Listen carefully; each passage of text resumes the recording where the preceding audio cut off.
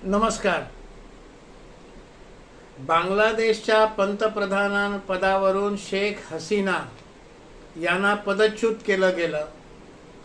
त्यानंतर मोहम्मद युनूस हे बांगलादेशचे सल्लागार झाले. त्या सगळ्याला आता जवळपास 1 महिना झालेला आहे. मधल्या काळामध्ये बऱ्याच घटना घडलेल्या आहेत, बऱ्याच नवीन गोष्टी बाहेर आलेल्या आहेत. शेख हसीनाने भारतात आल्यानंतर अमेरिकेने आपल्याला कसं पदच्युत केलं आणि अमेरिकेला तिथे कसं एक हवाई तळ हवा होता हे स्पष्टपणे सांगितलं. पंतप्रधान मोदींनी देखील बांगलादेशातल्या हिंदूंच्या सुरक्षेची काळजी घ्या अशी विनंती मोहम्मद युनूस यांना केली आणि त्यांनी देखील प्रतिसाद जो दिला तो सकारात्मक होता.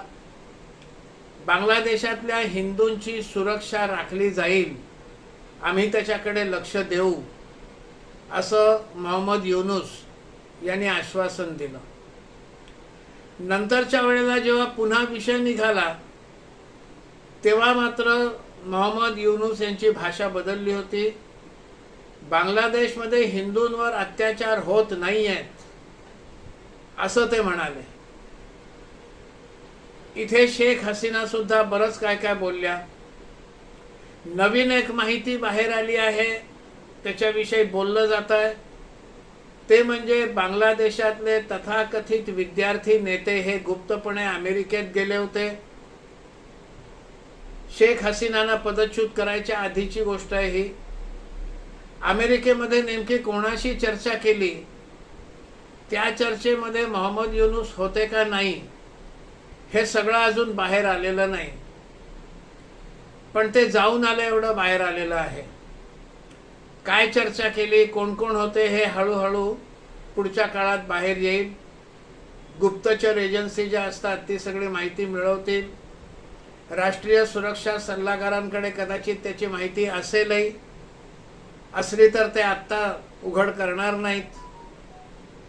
पण मोहम्मद युनूस यांच्या मनामध्ये नेमकं काय आहे, कारण मोहम्मद युनूस यांचा जर इतिहास पाहिला तर शेख हसीनानी त्यांच्यावर जेव्हा कारवाई सुरू केली, ग्रामीण बँक ज्याचे अध्यक्ष मोहम्मद युनूस होते, त्या ग्रामीण बँकेमध्ये भ्रष्टाचार झाल्याच्या आरोपावरून मोहम्मद युनूस यांच्यावर बांगलादेशच्या न्यायालयामध्ये खटला भरला गेला. ते होतं सन 2011.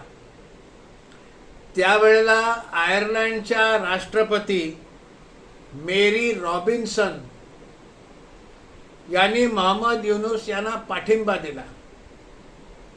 खरं म्हणजे हा सगळा विषय बांगलादेशातला अंतर्गत विषय होता. मोहम्मद युनूस दोषी आहेत की नाही हे ठरवायला बांगलादेशचं न्यायालय सक्षम होतं, पण तरी देखील मेरी रॉबिन्सन या मोहम्मद युनूस यांचा पाठिंबा देणारं वक्तव्य केलं. त्याच वेळेला अमेरिकेचे सेनेटर जॉन केरी यांनी देखील आपला पाठिंबा मोहम्मद युनूस यांना जाहीर केला. अर्थात अमेरिकेला सवयच आहे दुसऱ्या देशांच्या अंतर्गत बाबींमध्ये हस्तक्षेप करायचा, आपलं मत द्यायचं. तसं त्यांनी तिथेही केलं. दोघांनी खरं तर हे लक्षात घ्यायला पाहिजे होतं की हा बांगलादेशातला अंतर्गत विषय आहे. बांगलादेशातल्या न्यायालयात खटला चाललाय आणि बांगलादेशातलं न्यायालय हे योग्य तो निर्णय द्यायला, निवाडा द्यायला सक्षम आहे, तेव्हा आपण हस्तक्षेप करता कामा नये. पण मोहम्मद युनूस यांना या लोकांनी पाठिंबा दिला. त्यातून मोहम्मद युनूस यांची भूमिका देखील बऱ्यापैकी लक्षात येते. ही तेव्हापासूनच हळूहळू भूमिका तयार केली गेली का माहिती नाही, पण मोहम्मद युनूस यांच्या एकूण सगळ्या नीतींवर यातनं बऱ्यापैकी प्रकाश पडतो. अमेरिकेला जसा बांगलादेशमध्ये तळ हवा होता तसा चीनला देखील हवा आहे. चीनला तर भारताच्या सीमेलगत असलेल्या देशांमध्ये आपला पाय रोवायचा आहेच. त्यांनी श्रीलंकेमध्ये तसा प्रयत्न केला, पण नंतरच्या काळात भारतानं श्रीलंकेला चीनपासून दूर आणलं. मालदीव्समध्ये देखील चीननी त्यांना हवा तो राष्ट्रप्रमुख बसवला. पुढे मालदीव्सला त्याचे तोटे लक्षात आल्यावर त्यांनी भारताशी थोडे मैत्री संबंध सुधारले. पाकिस्तानमध्ये तर चीनचा हस्तक्षेप आहेच. चायना पाकिस्तान इकॉनॉमिक कॉरिडॉरच्या निमित्ताने ते चीनमध्ये बरंच काही करतायत आणि आता त्यांना बांगलादेशमध्ये देखील हवाय. भारताला खरं तर अमेरिका असो वा चीन असो कोणाचाही हस्तक्षेप बांगलादेशमध्ये असणं हे आंतरराष्ट्रीय राजकारणाच्या दृष्टीनं परवडणारं नाही. शेख हसीना देखील आपल्या देशाच्या हिताच्याकडे लक्ष देत भारत आणि चीन दोघांशी सारखीच मैत्री राखून होत्या. पण अमेरिका असं काही करेल याचा त्यांना अंदाजच आला नाही आणि शेख युनूस यांना अमेरिका, आयर्लंड आणि युरोपातल्या आणखीन 1-2 देशांचा पाठिंबा आहे हे देखील त्यांनी लक्षात घ्यायला हवं होतं. आणि त्यामुळे मोहम्मद युनूस यांच्या मनात नेमकं काय आहे हे ते जे काय बोलतायत हे स्वतः बोलतायत का त्यांचा बोलविता धनी कोण आहे, दुसरा कोणी आहे का, मग अमेरिका आहे का, चीन आहे का? कारण अमेरिका आणि चीन दोघांनाही तिथे आपला पाय रोवायचा आहे. चीनचे त्यातले हितसंबंध वेगळे आहेत, अमेरिकेतले हितसंबंध वेगळे आहेत.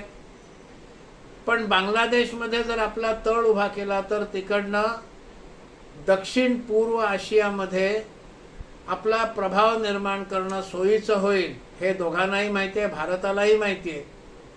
त्यामुळे भारताचेही हितसंबंध या सगळ्या घडामोडींमध्ये गुंतलेले आहेत. भारताला तिथे चीन असो वा अमेरिका दोघांनी पाय रोवणं हे नको आहे, सोयीचं नाही. कारण सीमेला लागून असलेला देश आहे. सीमेला लागून असलेल्या देशात आपल्या हितविरोधी असलेल्या शक्ती कार्यरत असणं हे कुठल्याही देशाला परवडणारं नाही. पण आपल्या दृष्टीनं एक गोष्ट चांगली आहे की आंतरराष्ट्रीय राजकारणामध्ये मोदींचं वजन हे बऱ्यापैकी वाढलेलं आहे. देशभरामध्ये त्यांनी अनेक मित्रराष्ट्र जोडलेले आहेत.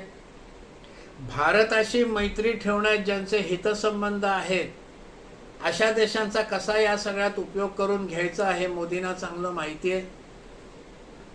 परराष्ट्र मंत्री जयशंकर हे देखील परराष्ट्र नीतीमध्ये मुरलेले एक चांगले डिप्लोमॅट आहेत आणि आता ते मंत्री आहेत.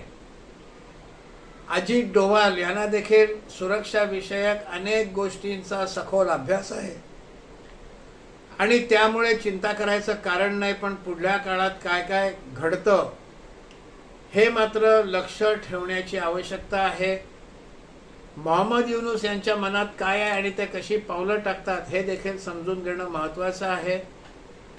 हा व्हिडिओ जर आपल्याला आवडला असेल तर कृपया शेअर करा, लाईक करा आणि चॅनल सबस्क्राईब करा. धन्यवाद.